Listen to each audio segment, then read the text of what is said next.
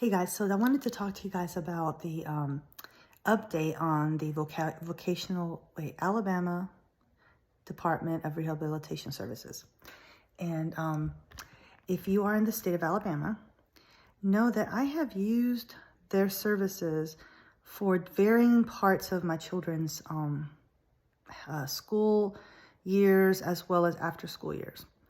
And the earlier you can get into their system and get them tested and get them in the system, the better outcome I see. Of course, by my fourth kid, I finally got it.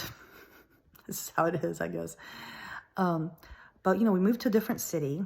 And so it made a huge difference I think because they don't have quite as many, their workload is not as high as in a capital city where we just came from. We live in a smaller town.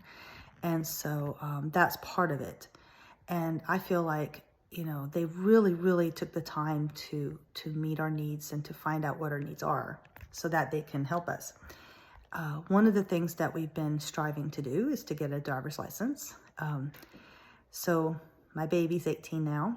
And so it's time for him to get his driver's license. He got his permit when I believe he was 16 years old.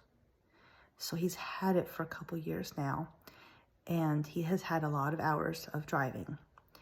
And he knows how to drive. That's not the problem. The problem, I think, is just his anxiety, and I share that anxiety with him. It's tough. It's tough driving in in interstate traffic. I think around town and just, here and there he can do fine. But yeah, it's just the highway and interstate that really is hard for him.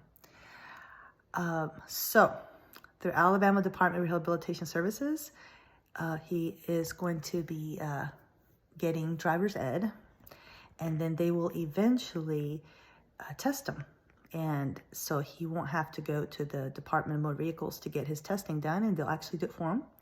They did this with my number 2, and they gave, whenever he was ready, they gave him the driving test, and they went ahead and gave him a certificate and said he's ready, he's cleared, he's ready to have his driver's license. And so that was all. It wasn't as painful as when I was trying to do it.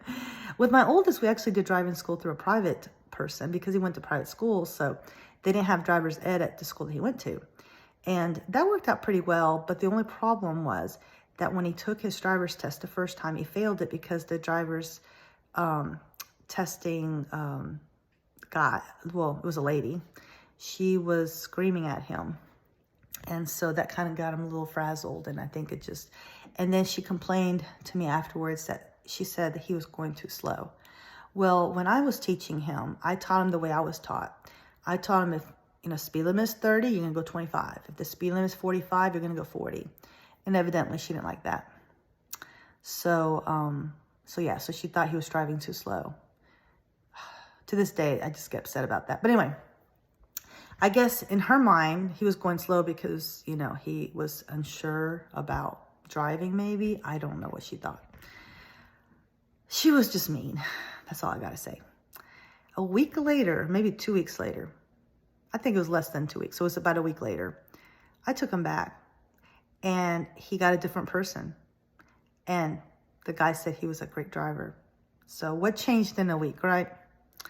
Anyway, so now we are actually utilizing the resources available to us in this city and that we live in, and they are going to help my baby get his driver's license. So that'll be a great day because once he can drive himself to things, it'll be so much easier.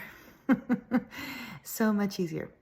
But then again, insurance is going to go up. I'm not looking forward to that. And we will have to find another car. Oh, the woes of, yeah, we got to get another car.